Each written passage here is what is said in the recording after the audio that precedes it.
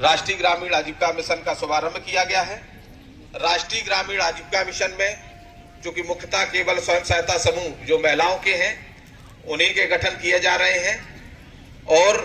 राष्ट्रीय ग्रामीण आजीविका मिशन में एक ऐसा वृक्ष है जिसमें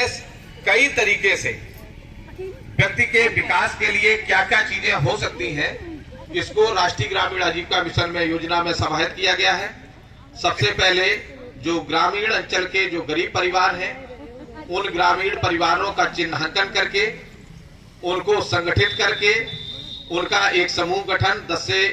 15 महिलाओं का समूह गठन किया जाता है। उसके बाद समूह गठन के 3 माह के उपरांत उनका खाता खोलने की प्रक्रिया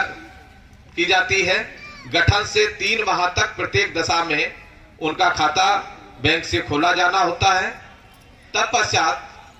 जैसे ही समूह हमारा आपसी लेन देन, नियमित बैठक और नियमित ऋण वापसी,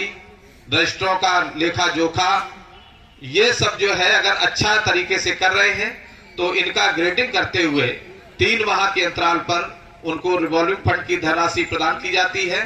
जो कि 15,000 रुपए इनको समूहों को प्रदान की जाती है। इसी प्रकार से समूह के गठन के उपरांत 6 माह तक अगर समूह द्वारा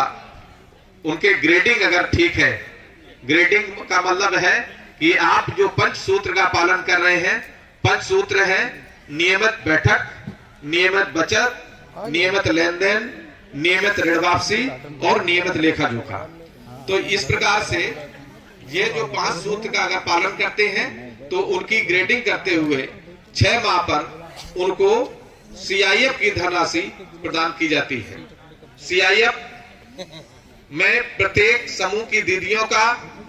एक MCP माइक्रो क्रेडिट प्लान बनता है और माइक्रो क्रेडिट प्लान में क्या क्या होता है कि हर दीदी का जो भी वो काम करना चाह रही हैं उसमें कुल लागत कितनी है और उस लागत में आप अपना कितना पैसा लगाना चाह रही हैं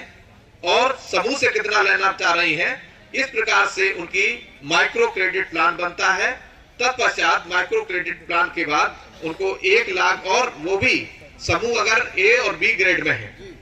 तभी उनको CIF की धनराशि अनुमान होती है, जो कि 1,10,000 है।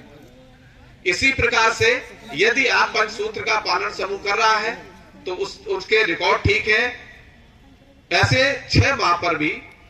जब CIF का हमारा समूह CIF के लिए पात्र होगा 6 माह पर, उसी 6 माह पर हमारा समूह CCL के लिए पात्र हो जाता है। CCL के लिए आप लोग जरा थोड़ा जानकारी मैं विस्तृत देना चाहूंगा। CCL अगर समूह, कोई भी समूह गठित है और अगर वह समूह बैंक से लिंक नहीं है तो फिर आपको समूह चलाने का कोई औचित्य नहीं है। समूह बैंक से जब लिंक हो जाता है तभी आपका समूह रजिस्टर्ड माना जाता है। जब आप समूह का लेन देन बैंक से करते हैं, समूह का लेन देन यदि बैंक से करते हैं, समूह आपका रजिस्टर्ड है बैंक से, तो फिर उसको एक अच्छा समूह माना जाता है। अब मैं आपको CCL के बारे में थोड़ा जानकारी बता दूं कि CCL अगर आप कहीं बाहर से लोन लेते हैं किसी साहूकार से, तो साहूकार से जब आप पैसा लेंगे तो आपको 5% और 10% में छोटी जो धनराशि होती है ब्याज पर 5 से 10% में आपको मिलेगी। अगर आपने 1 लाख रुपए लिया है तो 10% पे आपका लगभग 1,30,000 रुपए आपका ब्याज होता है अगर साहूकार से लेंगे। अगर 5% पे लेते हैं तो लगभग 75,000 आपका ब्याज होगा उसका। अब आप सोचिए, उस जब किसी साहूकार से पैसा लेते हैं तो आपको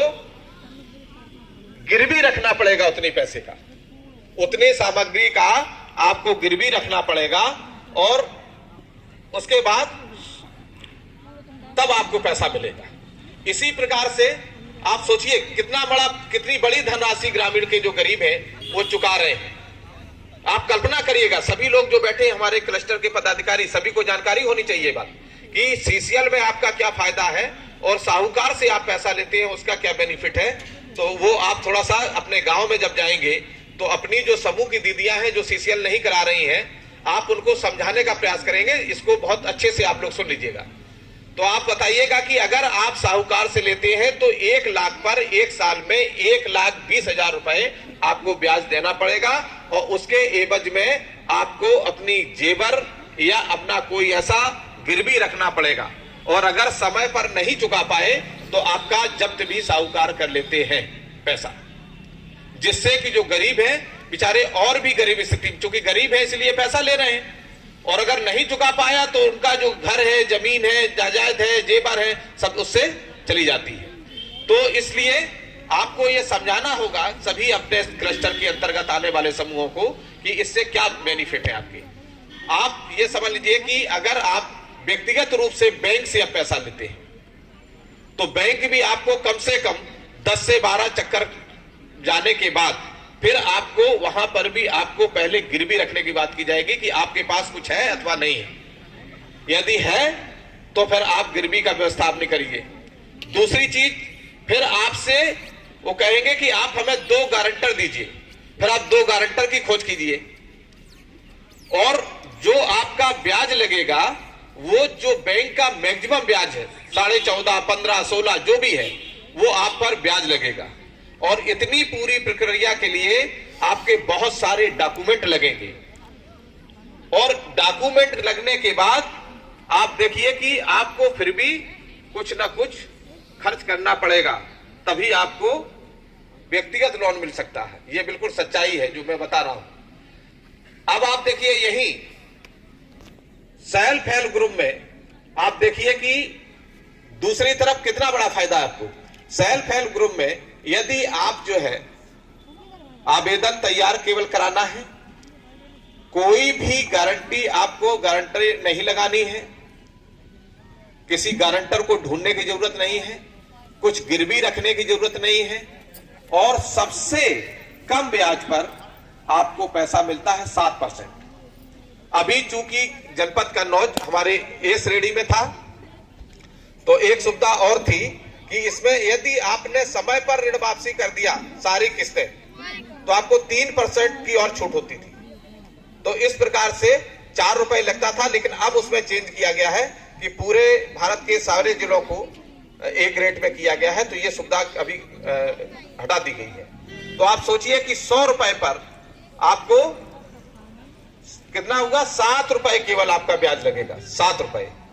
यानी 1 महीने पर लगभग 63 पैसा आपका ब्याज पड़ा 100 रुपए पर। इतना सस्ता कहीं से ब्याज मिल सकता है? ब्याज पर पैसा, कोई गारंटी नहीं, गारंटर नहीं लगाना है, कुछ गिरवी नहीं रखना है, और आप सोचिए इससे कोई भी आप काम करें, कोई भी काम करें तो इससे किसी भी रोजगार के लिए इससे सस्ता आपको कहीं पैसा नहीं मिलेगा। दूसरी चीज, अगर बाय द वे आप किस्त लेट हो जाती है तो आप पर ब्याज तो बढ़ सकता है, लेकिन आपका जो गिरवी जो चली जाती थी आपकी साहूकार के पास वो इसमें ऐसा नहीं है। तो इस प्रकार से ये सीसीएल आप जब सभी लोगों को कराना है, सारे समूहों को प्रचारित करना है, तो मेरा आप सभी से दीदियों से आग्रह है कि अपने क्लस्टर के अंतर्गत जितने भी सभी क्लस्टर के पदाधिकारी यहां बैठे हैं, जो भी क्लस्टर के पदाधिकारी हैं वो कृपया करके यहां से जाके आप सबसे पहले देखेंगे कि आपके क्लस्टर में कुल समूह कितने हैं। सबसे पहले सूची आप लिस्ट बनाएंगे, और सभी क्लस्टर को आपको ध्यान देना होगा कि आपके पास जब भी हम लोग विजिट पे जाएं तो एक एक समूह का उस क्षेत्र के पूरा विवरण आपके पास तैयार होना चाहिए कि हमारे समूह का नाम क्या है, उसका खाता कब खुला है, किस बैंक में खुला है, खाता संख्या कितना है, आरिफ कब आया है, उसका कितना आया है धनराशि, सीआईएफ कब आई है, सीआईएफ कितना पैसा आया है, सीसीएल कब हुआ है, और सीसीएल का कौन सा ग्रेड है, प्रथम है, उसमें कितना धनराशि डिस्बर्समेंट हुआ है, ये विवरण आपको रखना चाहिए। और ये सारे क्लस्टर के लोग यहां से जाके आज से ही शुभारंभ कर देंगे कि अपने पूरे जो भी आपके गांव लग रहे हैं उस सारे गांव का सभी क्लस्टर के पदाधिकारियों के पास इसका विवरण उपलब्ध होना चाहिए। अगर नहीं है उपलब्ध तो कृपया करके इसको बना लें, क्योंकि क्लस्टर स्तर पर करोड़ों रुपए का ट्रांजैक्शन हो रहा है, करोड़ों रुपए का। इसलिए मेरा आप सभी से निवेदन है कि जो भी क्लस्टर की दीदियां हैं, जो भी ग्राम संगठन की दीदियां हैं, ये सभी यहां से जो सुन के जाएंगे इसका अनुपालन करेंगे और मेरे साथ से सभी जिले के क्लस्टर के पदाधिकारी यहां पर मौजूद हैं। तो एक तो सबसे पहले आपका बुक्स ऑफ रिकॉर्ड कंप्लीट हो। क्लस्टर पे क्या क्या रखने की जरूरत है? सबसे पहले आपका समूह का एक एक समूह का विवरण